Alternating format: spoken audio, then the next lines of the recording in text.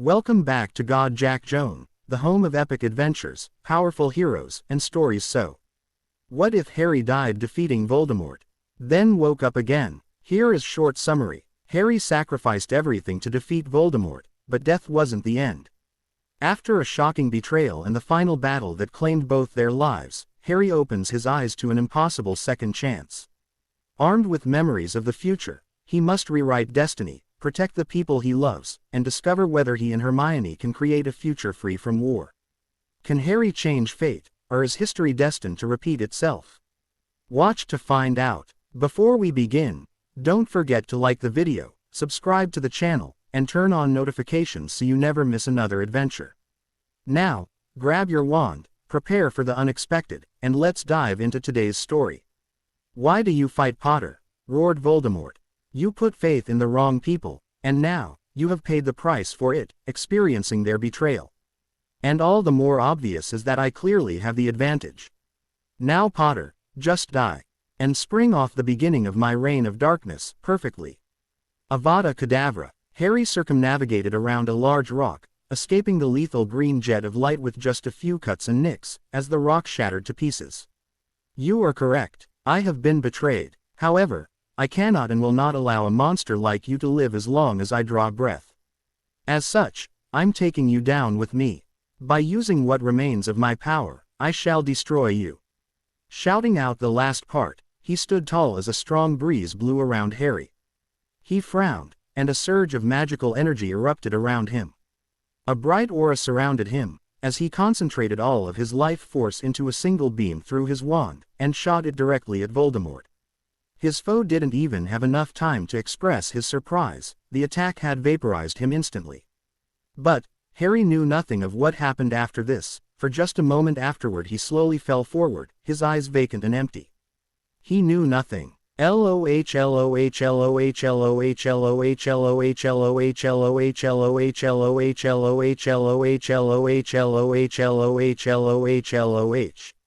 Harry opened his eyes a few minutes later, or was it a few centuries? Anyway, he found himself in a courtroom, and the only other person he could see there was a cloaked figure, whom he could not discern at all. "Harry James Potter?" the figure asked.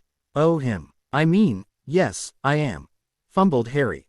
"Good. You and I have been summoned here, because the board wants to give you a second chance, seeing how your life was played out."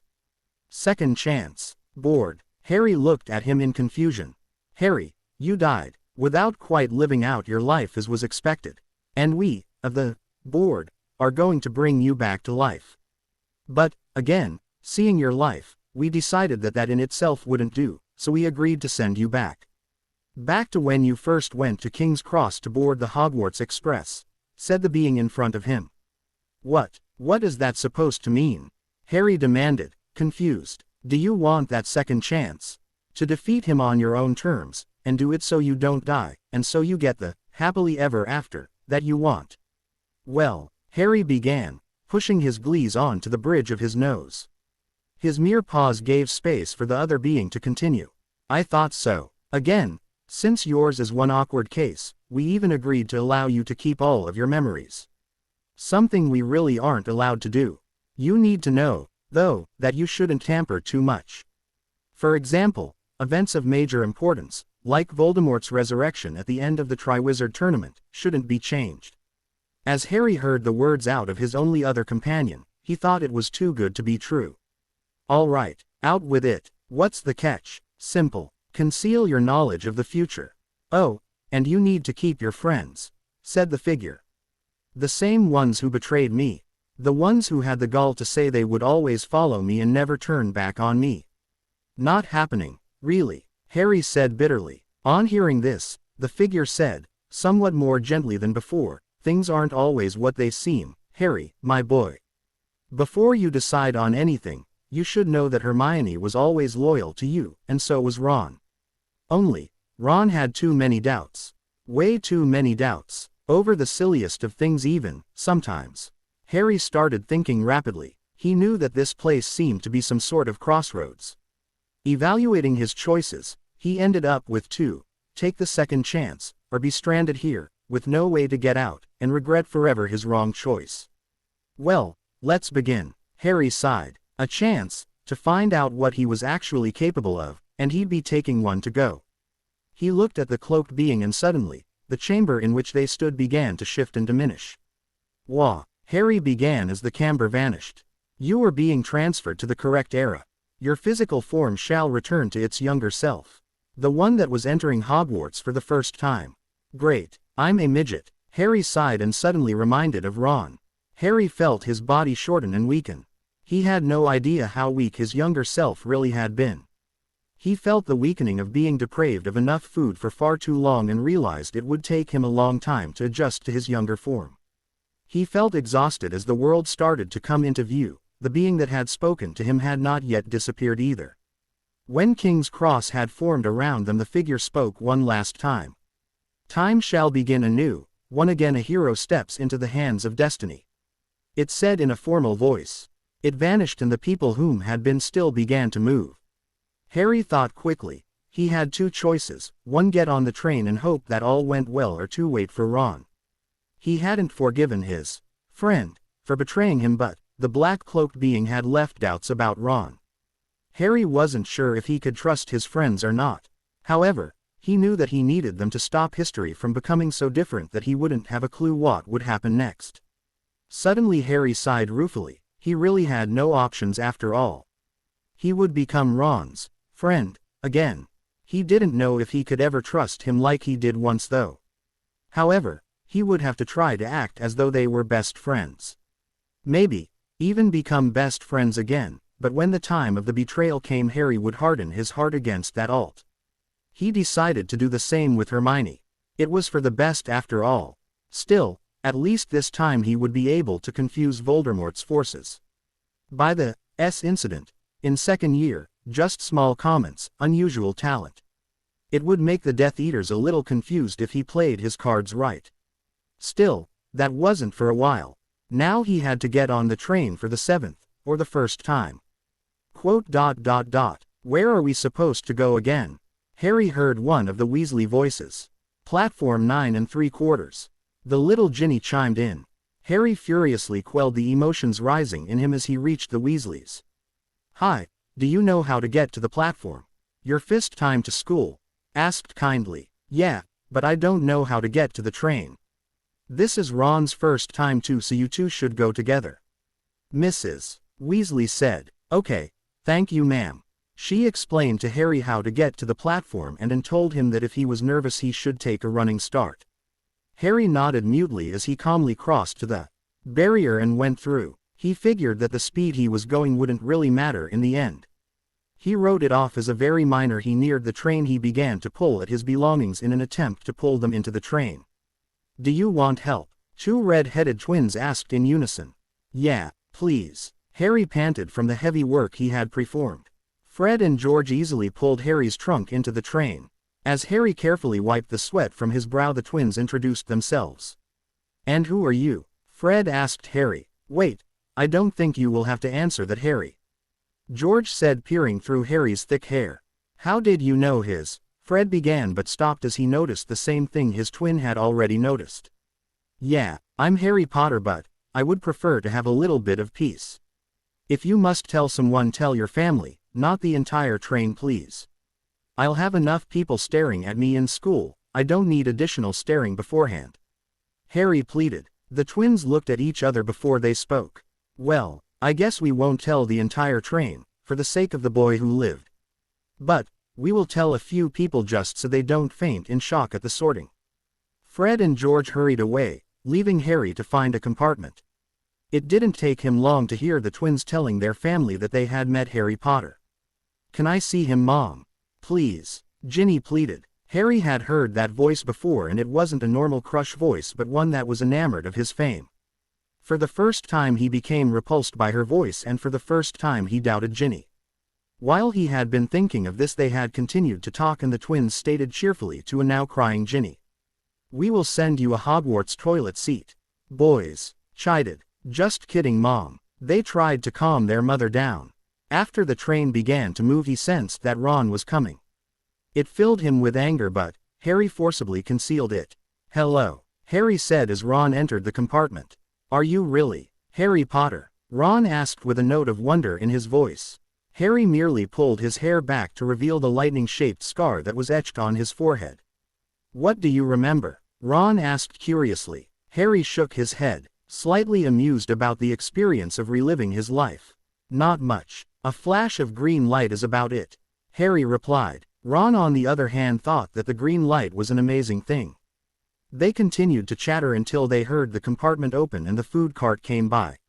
Harry stood and looked at the cart. He bought a large quantity items. When he returned he saw Ron looking wistfully at his sandwiches that he had brought out as Harry had gone to the cart. Dig in, Harry offered as he ate a chocolate frog. But this is, Ron began to protest. More than I can eat. Harry grinned at Ron. Ron hesitantly took a frog. Go ahead, Harry urged. Why did you get more than you could eat? Ron asked while holding the frog. Because my eyes were too big for me. This is the first time I have seen this stuff after all. Harry jumped for a reason.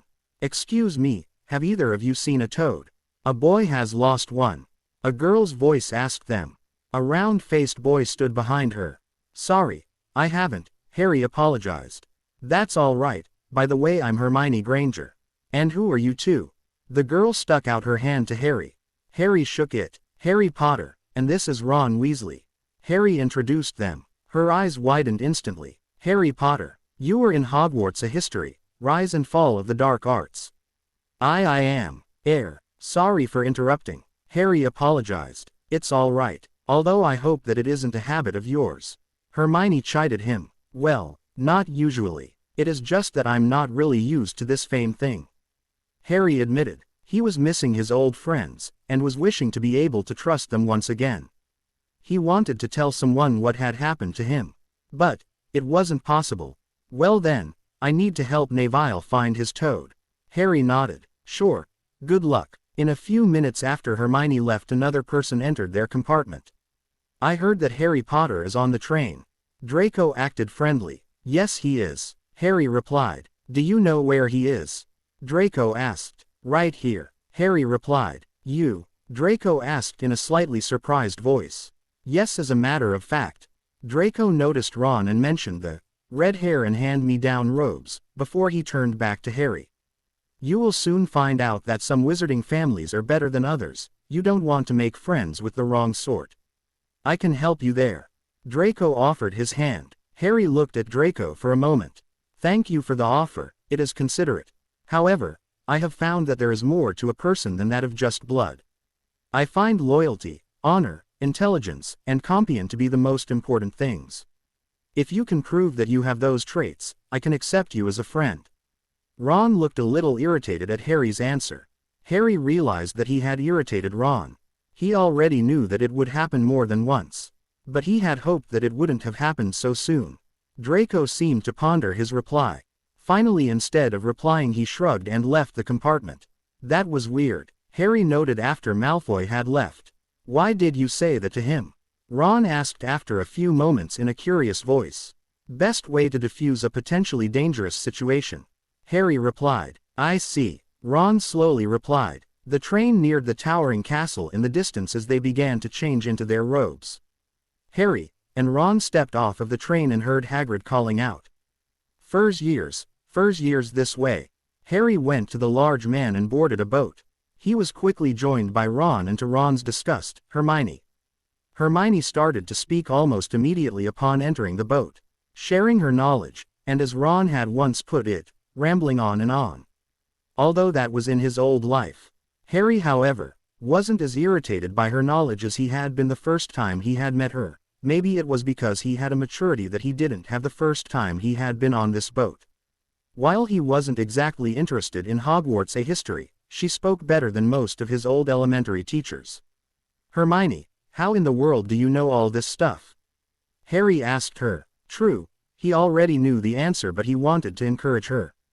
Unlike last time. Well, I read a lot. It is an excellent source of information. Ron looked appalled at the idea. He suddenly blurted out, how can anyone study like that? It isn't human. Hermione looked hurt. Hey, Ron, ease up, will you? While it may not be normal to study as much as she does, it doesn't mean we should torment or mention that. After all, it's just being polite. That is one reason why I said what I did to Malfoy. It is just being respectful. Ron blinked as he tried to figure out what Harry had just said. As he did, Harry inwardly groaned. He shouldn't have stepped in. But he couldn't help it. Hermione's eyes had flashed to hurt instantly after Ron had said that, and suddenly, Harry had stood up for her.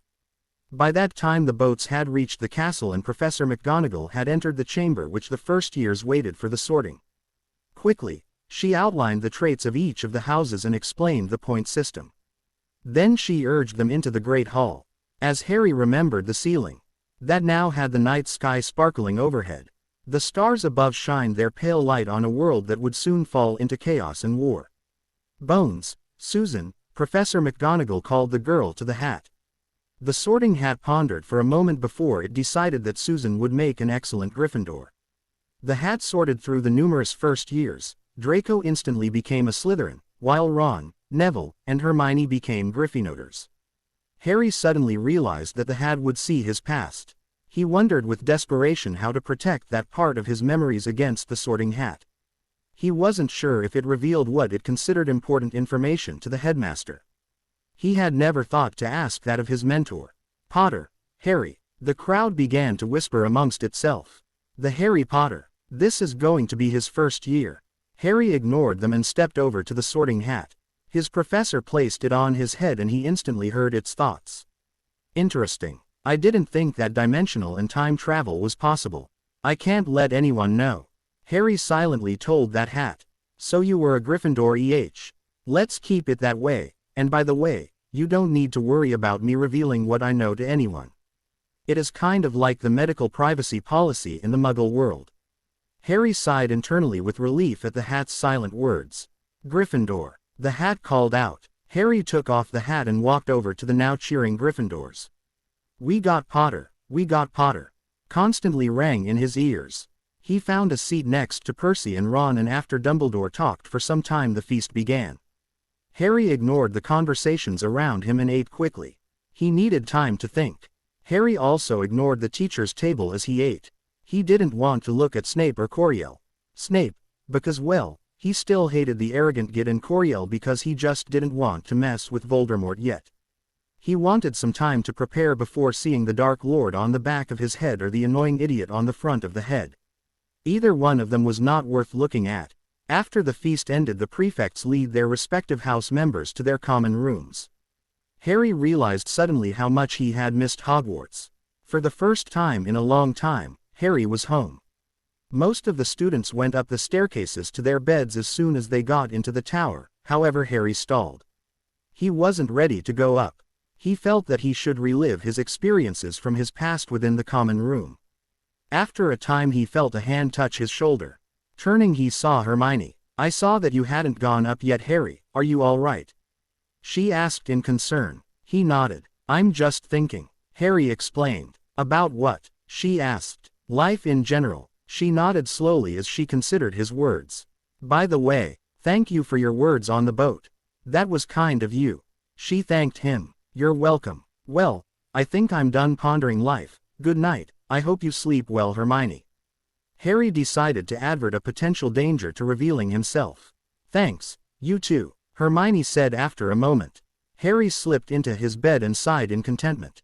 He may have to fight and kill Voldemort eventually, but that time wasn't here yet. He had time to enjoy life to some extent. Well, here we go, Harry said quietly before he fell asleep. His journey had just begun. Harry woke instantly. He had had a nightmare about his defense against the dark arts professor and Voldemort. He finally remembered that strange dream he had had all those distant years past the one he had just relived. Harry forced himself to wake up and memorize every detail. Sure, it may not have been vital, but Harry wanted to. His scar throbbed and Harry quickly put up his occlumency shields that he had obtained in the first go. Ouch, Harry muttered as he rubbed his scar. He forcibly stopped himself from cursing. It wouldn't do to hear a first-year swearing. After he was sure he had memorized the details, Harry closed his eyes and drifted back to sleep. He was certain that Quirrell's turban wouldn't attack him again tonight. He was correct. The next morning Harry went to the Great Hall for breakfast early. He still felt hesitant about befriending Ron again, as well as Hermione. Although, Harry was wondering if he did it correctly this time he may not be betrayed again. He missed his best friend so much. "Hey Harry," Ron said cheerfully as he saw Harry. "Morning Ron." Harry greeted him. "I hope that this is good," Ron remarked as he sat next to Harry. "It usually is," Harry said absent-mindedly. Ron stopped in mid-bite. "How do you know that?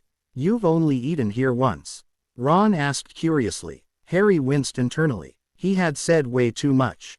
He quickly scoured his mind for a good cover-up reason.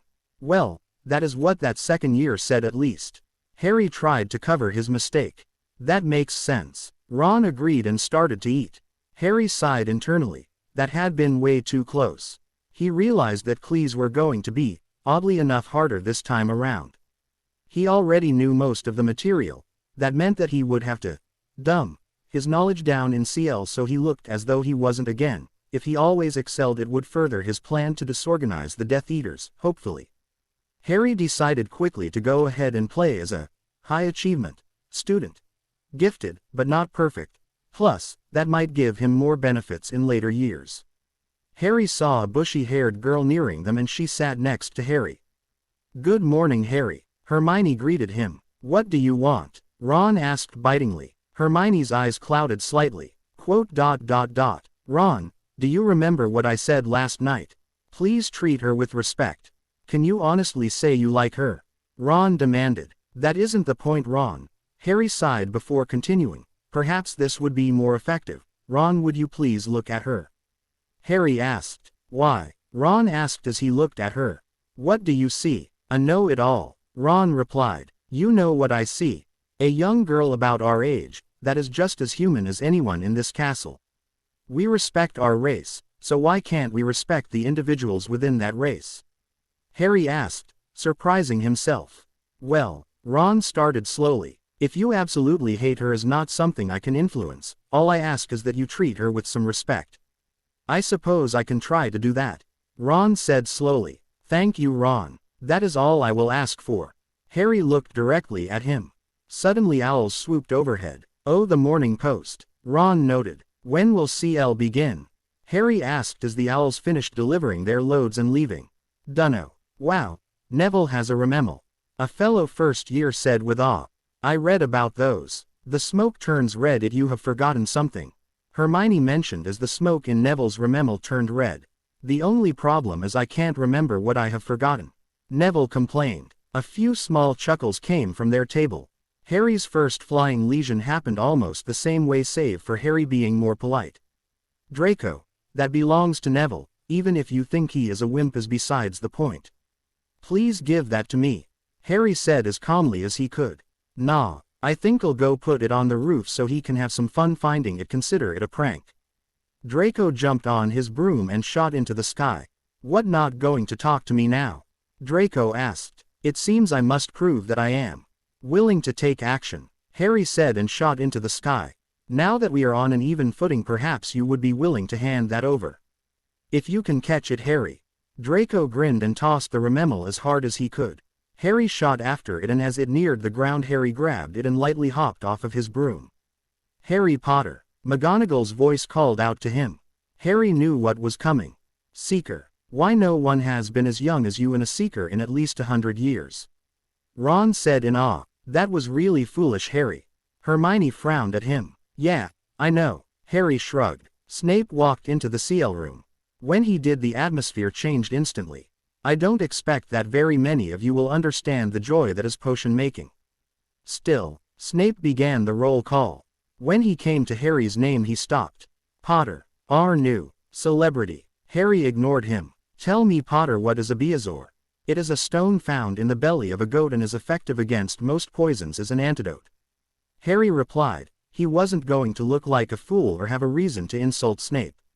He hoped. Snape was obviously taken aback at Harry knowing the answer. "That is material we haven't covered, Potter, so you will lose 1 point from Gryffindor for getting ahead of the CL." Obviously knowledge wasn't going to please Snape enough to shut him up. Harry sighed internally. Another 5 years of an idiot teaching him potions. And 1 year of defense against the dark arts. The rest of the CL ped without incident. Afterwards Ron fumed at Snape's treatment of Harry. "He doesn't even know you." You're the best person I've ever met. Harry was surprised at Ron's statement. Why do you say that? Harry asked. You sincerely care about everyone. I haven't ever seen that, ever. The closest thing I've seen to that is Maya's one reason that you are my friend. Ron replied. Maybe. Just maybe he could trust Ron and Hermione again. Still, he continued to have a hard heart towards them. Kind, yes. Approachable, yes, but did he allow them into his heart? Not a chance. A few days passed before anything happened worth mentioning. Harry, you have a package. Ron nudged him in the arm. Oh, so I do, Harry said dumbly. Well, open it, Ron urged. Wait, the tag says to wait until I am alone, or with someone who knows about this.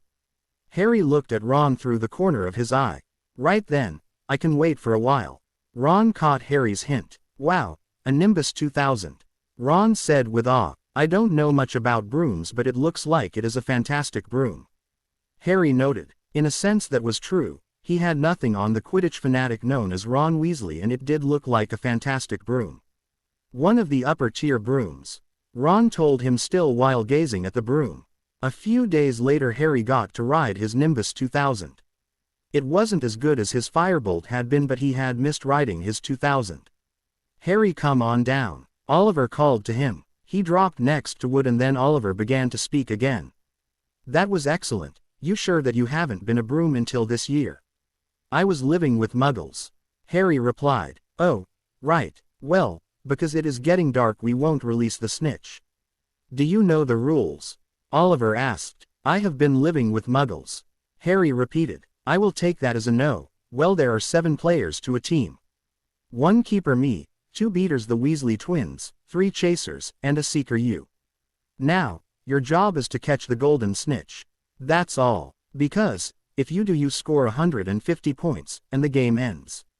Usually that large of a score will win the game. However, the snitch is fast, insanely fast, and it's tiny. So shall we practice with these Muggle golf balls? Oliver asked at long last. Harry nodded and took off into the air. He didn't miss a single ball. By the time it was too dark to practice, Oliver had a triumphant smile on his face. With you and the rest of our team we'll take the cup, no problem. Oliver was delighted. At last October was winding down. October 31st RST. They were in Professor Flitwick's CL. No, you are doing it wrong, Hermione told Ron bossily. Ron looked irritated. However, at that moment the feather beside Harry was enveloped in flames, distracting him. Well done, Ms. Granger, Flitwick said happily. Harry took a glance and saw a single feather high above them. Professor, I think we will need a new feather over here, Harry said after the flames vanished. Honestly, she is a nightmare, Ron said in exasperation. Harry barely heard him. He was thinking about the troll and how maybe this time Hermione wouldn't have to be attacked by it. He felt something brush past him and he saw a bushy head of hair fly past them. Ron, what happened? Harry asked. I guess I was insulting her. Ron. Harry sighed. Harry didn't like the thought of leaving her in the girls' bathroom alone, but how was he supposed to explain why he was in a girls' bathroom? Harry ground his teeth in frustration. It looked like he would be fighting a troll once again. Why did you make that feather ignite earlier? The gray-cloaked figure asked the black-cloaked one.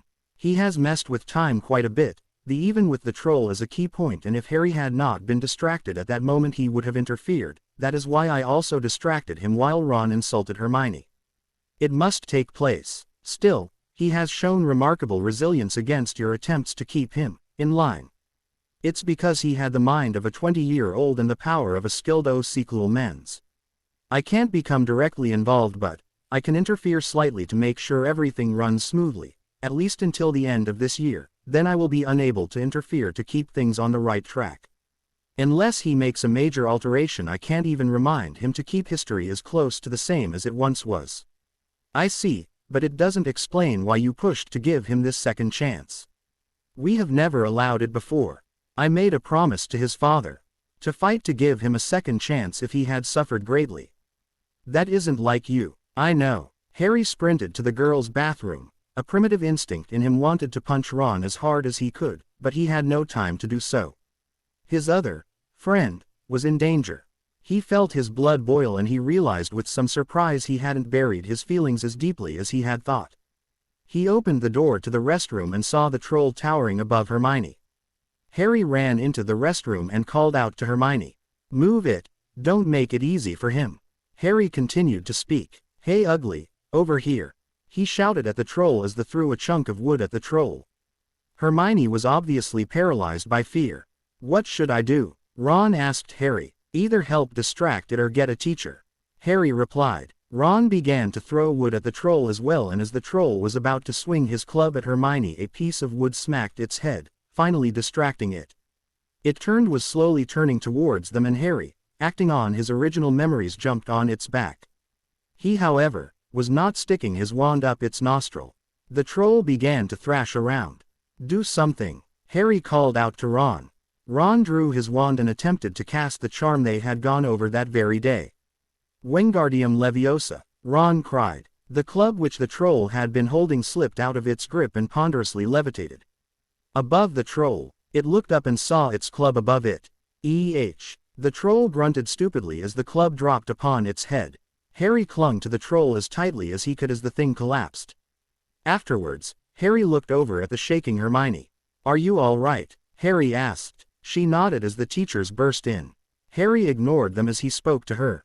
"That's good to hear. What is this?" McGonagall demanded. "Well," Ron started. Hermione cut in. "It was my fault, Professor. I had studied trolls and I thought that I could stop it. I would have been in major trouble if they hadn't come to help me." McGonagall chided her and dispensed the house points before ordering them to go to the tower. "She didn't have to take points from Gryffindor," Ron complained. Harry ignored him, and after they had entered the common room, Harry waited for everyone to go upstairs and then carefully went out through the portrait. "Hey, it's a little late for a nighttime stroll," the fat lady protested. "Whatever," Harry replied irritably. He went to the first empty seal room he could find, used Muffalato on the door and began to rage, just trying to cool off. After he vented for about an hour, he left the seal room and went back to the tower. Harry gave the fat lady the P word and went to bed. The ranting had drained him, but he felt calmer. "Harry, you all right?" Ron asked him a few days later. "Just fine. I don't know you as well as Ron does, but you seem irritated," Hermione noted. "Don't worry about it, it's just the timing, guys. I need to get to the Quidditch pitch. The game will begin soon." "But, Harry, why can't we work through this?" Harry gave her a faint smile. "It can't be helped, Hermione, it is something I will have to take care of." "But, I'm happy that you care about me, but I have to get going." "What about after the game?" she prodded. Harry didn't reply. If Gryffindor won, he wouldn't have to be bothered by these questions. Almost everyone would be too happy about winning, and this would be a perfect cover-up for his irritability. He was nervous about the upcoming game. Yes, that would do as an excuse. It might not be the best one, but it was better than telling them the truth. "Well, let's begin, team. Harry, good luck on your first game," Oliver said as they were about to leave the locker room. Harry nodded and waited on the field until he could become airborne.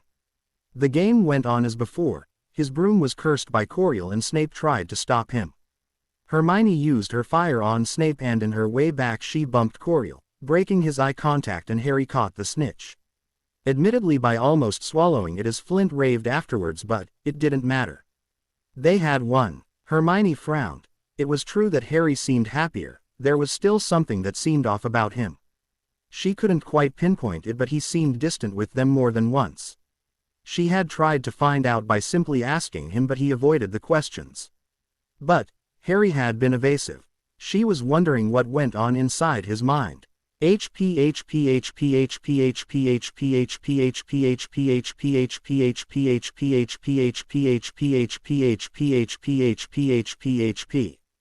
"Harry, you still haven't answered my question," Hermione whispered to him after they were alone.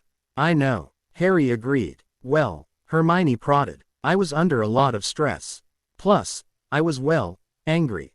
"Why?" "The anger stemmed from Ron insulting you and driving you to tears. Then that troll got inside the school and it nearly killed you. It wouldn't have happened if I had been paying attention. That day has been playing over and over inside my mind since then." Harry hoped it would be enough to convince her. "I didn't know. I'm sorry for being so weak." The words came from his mouth instantly. You are one of the best people I have ever met. Don't sell yourself short. Harry scoffed. He suddenly realized that he had done it again. What do you mean I am one of the best people you have ever met?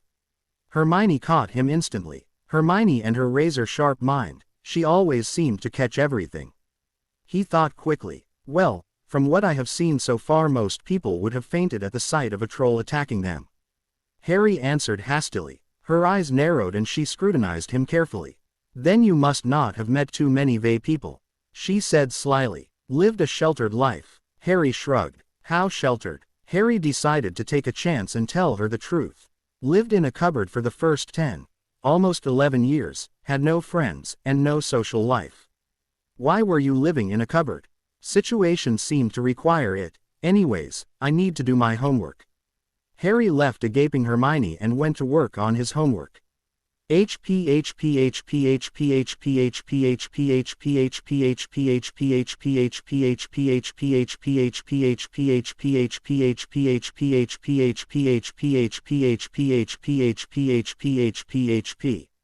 No, he wasn't supposed to reveal that. The black-cloaked figure slammed his fist into the wall in frustration. What do you mean? It wasn't too big of a statement. The gray-cloaked figure asked. The smallest statements can have a huge change on history, you idiot. I don't know what might happen because of that. Really. In high school English there is a story they teach about messing with time. Anyways, it is about an organization that allows you to hunt dinosaurs that are about to die. Anyways, there is this guy that hires them and on accident steps on a butterfly. When they get back everything is different. Some call this the butterfly effect. Simply put, we may have problems.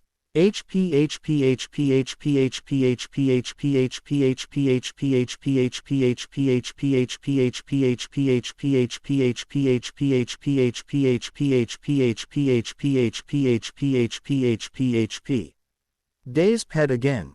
Coriel's CL was still as boring as Harry remembered, Snape's as one-sided as before, and all of them were boring thanks to his knowledge of the lessons and their contents beforehand.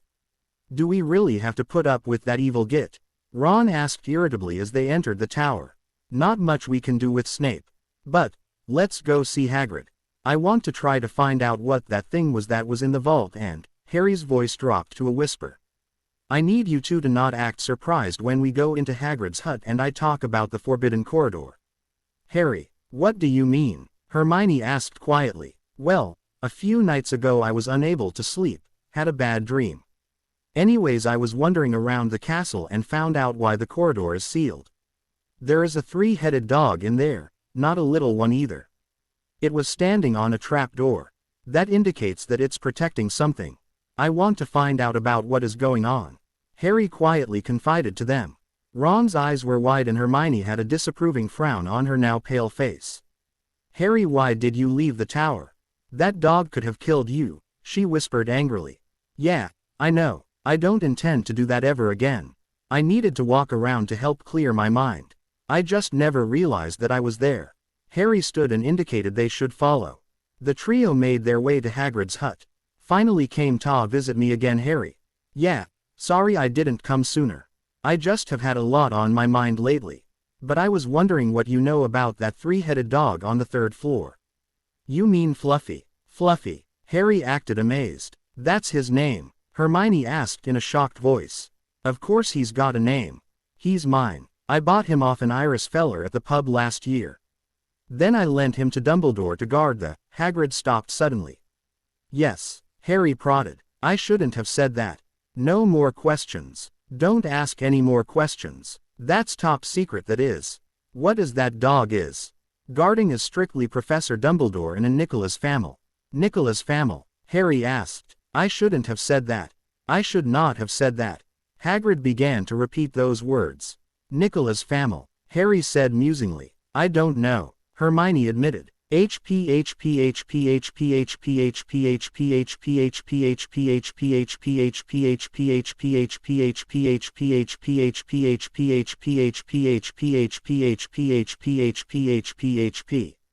Knight to e5, Harry ordered a month later.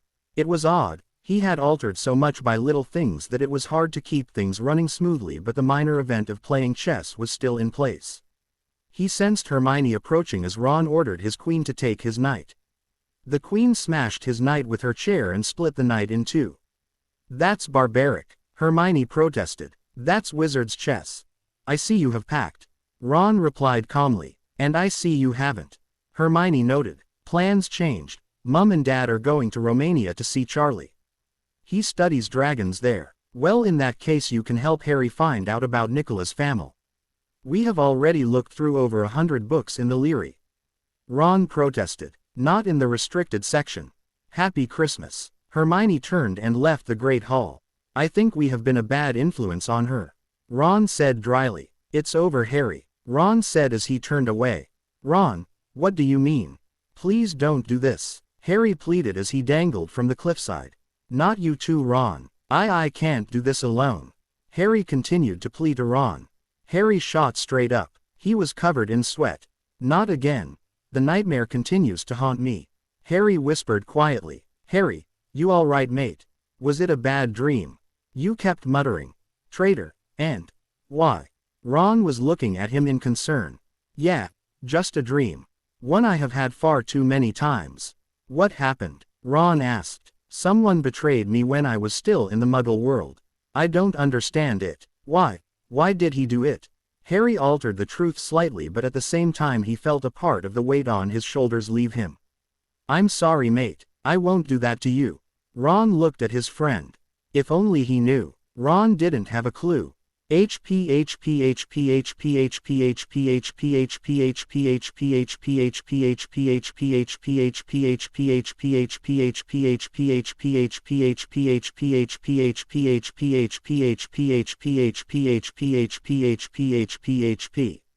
"Hey, Harry, wake up," Ron called to him. Harry drowsily pulled himself out of bed and went to the stairs. He looked down and saw Ron waiting for him. "Happy Christmas, Harry. I didn't even realize it." "Happy Christmas, Ron. By the way, what are you wearing?" Harry looked at Ron curiously. "Weasley sweater. Looks like you got one too." Harry gave him a faint smile and went downstairs. "Is that an invisibility cloak?" Ron looked at the silvery cloak with awe. "Invisibility cloak," Harry repeated. "Put it on," Ron urged. Harry did so and Ron immediately began to stare at where Harry's body was just moments before. "I guess it is an invisibility cloak," Harry noted. "Yeah, those things are really rare, mate. I wonder who sent it. There might be some kind of tag or something," Harry suggested as he removed the cloak. "The only thing is this note. No signature or suggestion as to who sent it." Ron looked at the small piece of parchment. The note was written in Dumbledore's handwriting, but it would have been impossible for a first year to have known that. Therefore, Harry feigned stupidity on the topic. After unwrapping their gifts, Harry went upstairs and carefully hid the cloak in the bottom of his trunk.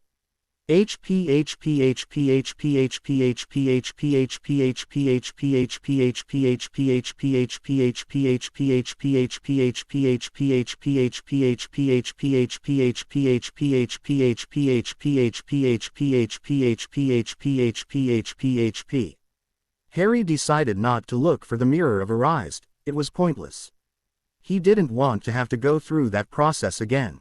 So that night he went to bed with every intention to sleep through the entire night. However, his mind was again plagued by nightmares. Harry's eyes snapped open for the third time that night. "I guess I will take a nighttime stroll to the Leary after all." Harry sighed and rolled out of bed. He quickly pulled out his invisibility cloak out of his trunk. A few minutes later Harry was wandering through the Leary. He looked at the books and thought back to his past. Polyjuice, Gillyweed, Beazores, how many occasions have I needed to use those items? Harry whispered. "Harry, what brings you out here tonight?" Dumbledore's voice came from behind him. "Professor Dumbledore, well, I have had some nightmares and I wanted to try to clear my mind." "Nightmares? Yeah.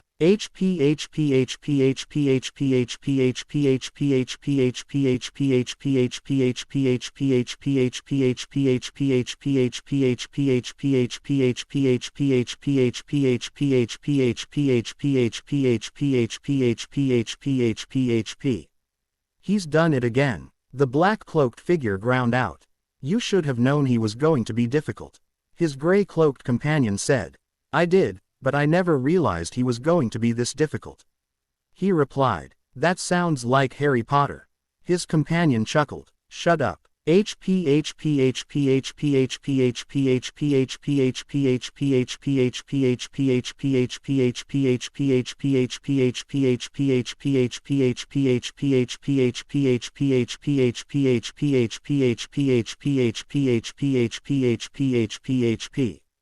Harry, if you have nightmares again, go to my office and talk to me.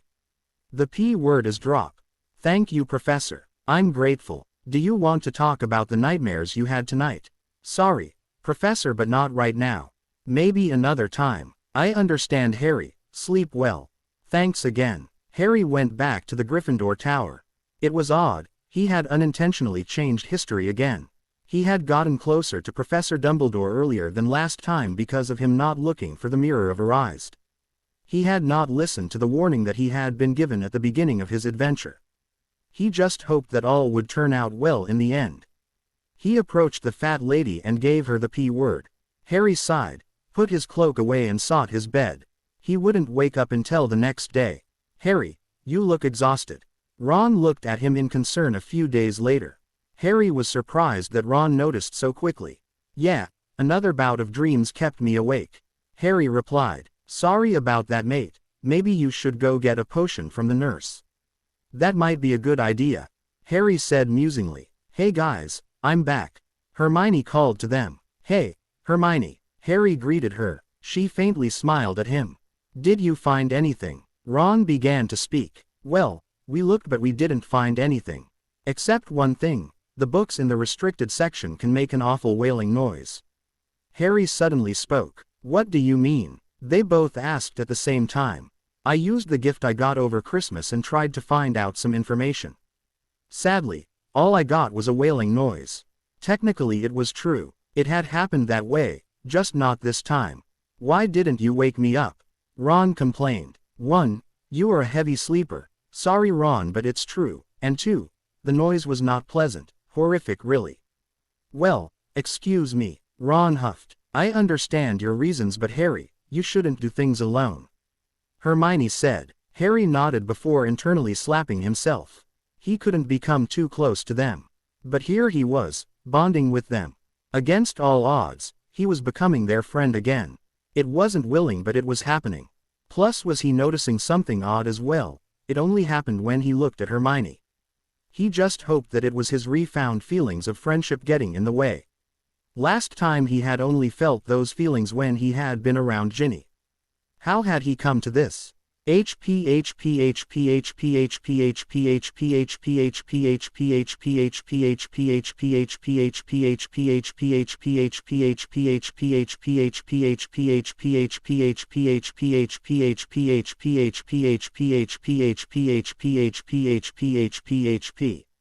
They walked towards Hagrid's hut.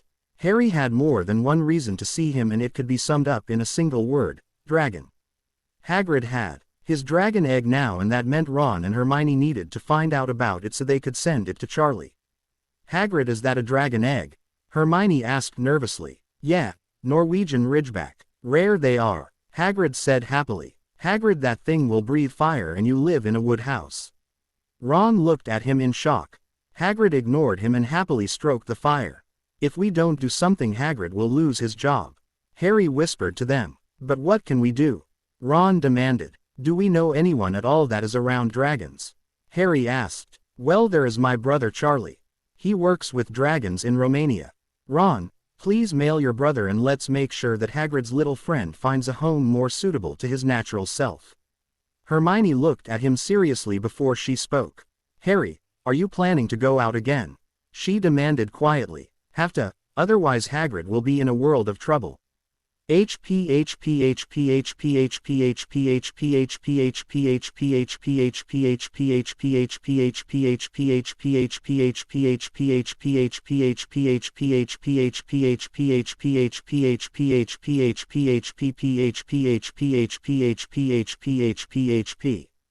That night Harry stayed in the common room.